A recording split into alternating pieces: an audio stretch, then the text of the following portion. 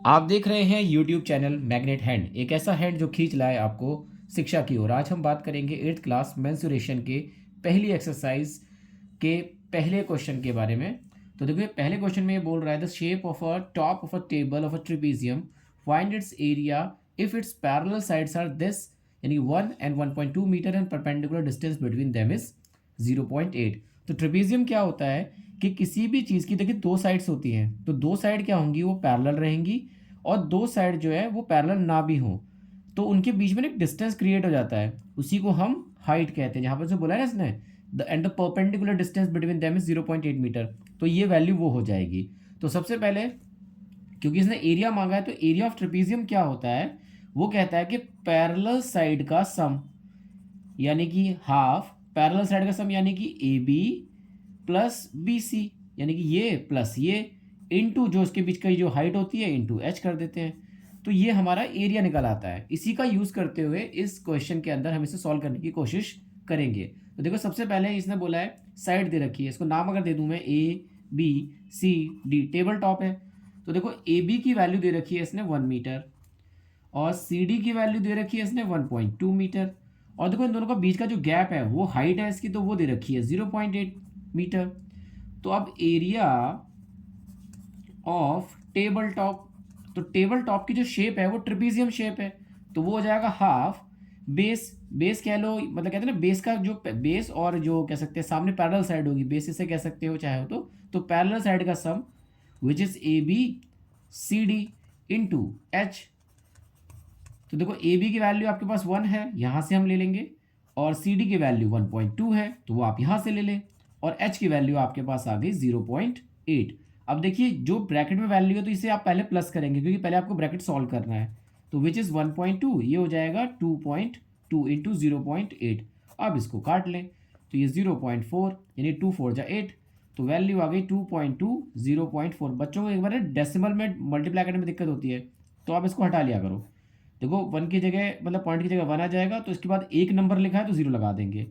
ऐसे ही यहाँ पर देखो इसकी जगह एक लगा देंगे डेसिमल हटाने पे, इसके बाद सिर्फ एक नंबर तो एक जीरो लगा देंगे। अब आप इसको मल्टीप्लाई कर लो, 4 2 जा 8, 4 2 जा 8, और नीचे क्या बचा 100। इससे आप देखो दो जीरो है तो दो के बाद पॉइंट लगा दो, दो जीरो है तो एक दो, तो 0.88 मीटर स्क्वायर, तो that is our area.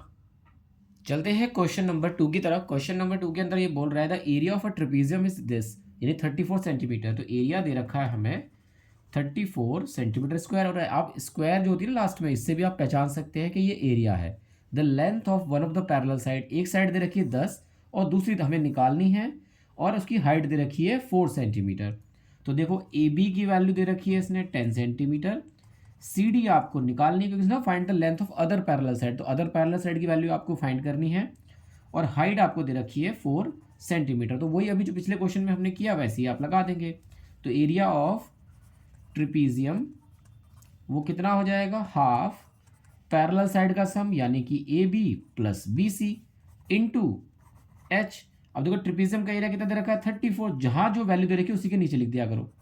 1/2, A B की वैल्यू कितनी दे रखी है 10, बी सी हमें निकालनी है, और हाइट की वैल्यू दे रखी है इसने 4 सेंटीमीटर। अब देखो ये मल्टीप्लाई में तो चाहो तो इसको काट लो, छोटा करना है तो 2 2 जा 4, अंदर मत काट देना, बच्चे ब्रैकेट में ही काट देते हैं, तो इसको ब्रैकेट में नहीं काटेंगे आप। अब देखो ये मल्टीप्लाई में है तो ये नीचे आ जाएगा इसके, तो यहाँ बचा 10 प्लस बी सी, इसको काट देंगे, 2 1 जा 2, 2 7 जा 14, तो 17 equal to 10 plus B C. अब इसको 10 को उठा के इधर ले आए, तो जैसे ही वो इस तरफ आएगा तो उसका साइन माइनस में कन्वर्ट हो जाएगा, क्योंकि देखो ये प्लस की वैल्यू, कोई साइन नहीं होता तो प्लस होता है, तो ये घटकर आ जाएगा 7, तो बी सी की वैल्यू हमें मिल गई 7 सेंटीमीटर। अब देखो ये हो सकता है ना, क्योंकि देखो छोटी आ रही है 10, तो ये आप चाहो तो इसको 10 मान लो, इसको 7 मान लो, क्योंकि ये बड़ी है ना इस तरफ, तो आप ऐसे भी कर सकते, लेकिन हमें बस अदर पैरेलल साइड निकालनी थी, क्योंकि स्टार्टिंग में हमें ये नहीं पता ना कि साइड इसने ये वाली दी है कि ये वाली दी है, तो इसलिए दैट इज आवर आंसर। बढ़ते हैं क्वेश्चन नंबर 3 की तरफ। देखो ये बोल रहा है length of a fence of a trapezium shaped field A B C D, इस शेप में दे रखा है इसने, और उसकी जो फेंस की लेंथ है वो 120 मीटर है, यानी कि बाहर की सारी लेंथ मिला दें, फेंसिंग क्योंकि बाहर लगती है, वो बाड़ाबंदी करते हैं ना जो जानवरों को घेरने के लिए, या खेतों के साइड में लगाते हैं ना, उसे फेंसिंग कहते हैं। तो देखो इसकी लेंथ दे रखी, तो एक्चुअली में ये हो गया पेरीमीटर, तो लिखेंगे कि perimeter of fence equal to A B plus B C plus C D plus D A, यानी कि इसका मतलब होता है सबको जोड़ दो, चारों साइडों को जोड़ दो तो वो पेरीमीटर होता है। यही लेंथ ऑफ फेंस है। जो लेंथ दे रखी है वो कितनी दे रखी है 120 मीटर। और ए बी की वैल्यू आपके पास कितनी है वो आपको निकालनी है। बी सी की वैल्यू आपके पास कितनी है 48, सी डी की वैल्यू 17 और डी ए की वैल्यू 40। अब आप इसको जोड़ लें तो देखो कितना हो जाएगा ये। देखो ए बी को तो हम सेपरेट रखेंगे तो जुड़ेगा नहीं, ये तो अल्फ़ाबेटिकल फॉर्म है, ये वेरिएबल्स है। तो देखो ये कितना होगा 8 और 7 15 हासिल गया, मतलब कैरी गया 1 4 5 6 और 4 10। तो ए बी की वैल्यू आ गई 120 माइनस 5। देखो ये इस तरफ आ जाएगा तो वैल्यू आ गई हम आपके पास 15। तो आपको ए बी मिल गया 15।